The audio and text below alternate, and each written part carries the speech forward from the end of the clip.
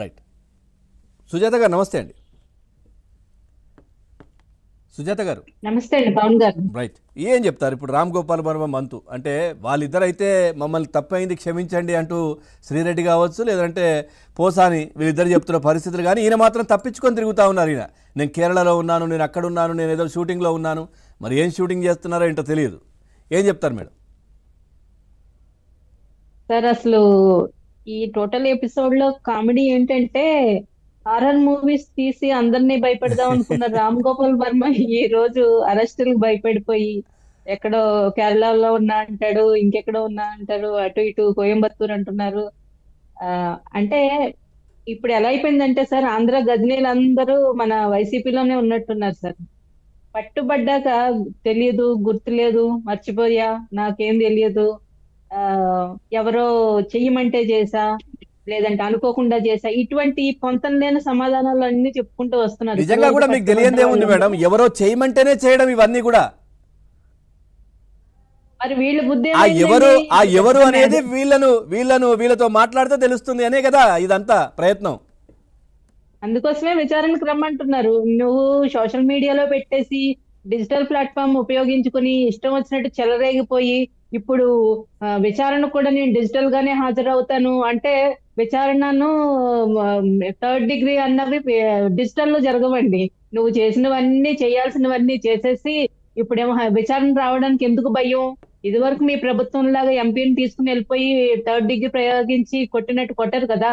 చాలా పారదర్శకంగా విచారణ జరుగుతుంది కదా, దానికి రావడానికి కూడా ఎందుకు భయం? ఆల్రెడీ 2 సార్లు నోటీస్ ఇచ్చారు. నోటీస్ ఇచ్చిన దానికి నువ్వు వెళ్లకుండా, విచారణకు వెళ్లకుండా తప్పించుకున్నావు. ఖచ్చితంగా నోటీసుల్ని ధిక్కరించి విచారణకు రావట్లేదంటే అరెస్ట్ చేస్తారు. అరెస్ట్ చేస్తే నిన్ను విచారించడానికి కూడా ఎందుకు భయం? అంటే తప్పు చేశానని చెప్పి తప్పించుకు తిరుగుతున్నాడంటే తప్పు చేశానని అక్కడ ఒక 50% ఎవరైతే అక్యూజ్డ్ ఉన్నారో తను ఒప్పుకున్నట్టే సార్. ఇప్పుడు ఏమీ చేయలేదు, మేము నిజాయితీగా ఉన్నాం అంటే పోలీసు విచారణకు సహకరిస్తారు. ఇప్పుడు రామ్ గోపాల్ వర్మ అంత బిజీగా ఉన్న పర్సన్ అండి. ఇప్పుడు ఆయన అన్ని ఒక 100 సినిమాలు చేతిలో ఉన్నాయా ఏంటి?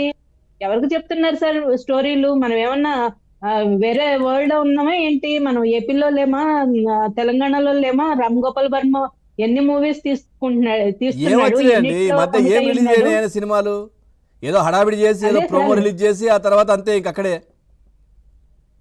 వర్మ కాదు సార్, ఒక వర్మ అంటే ఒక పురుగులాగా ఏమంటారు,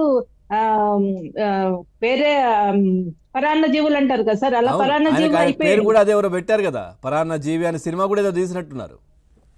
పరాన్న జీవిలాగా అయిపోయారు. అంటే వైసీపీ మన జగన్మోహన్ రెడ్డి గారిని చూస్తే దరిద్రం ముట్టుకుంటే మస అన్నట్టు అయిపోయింది సార్.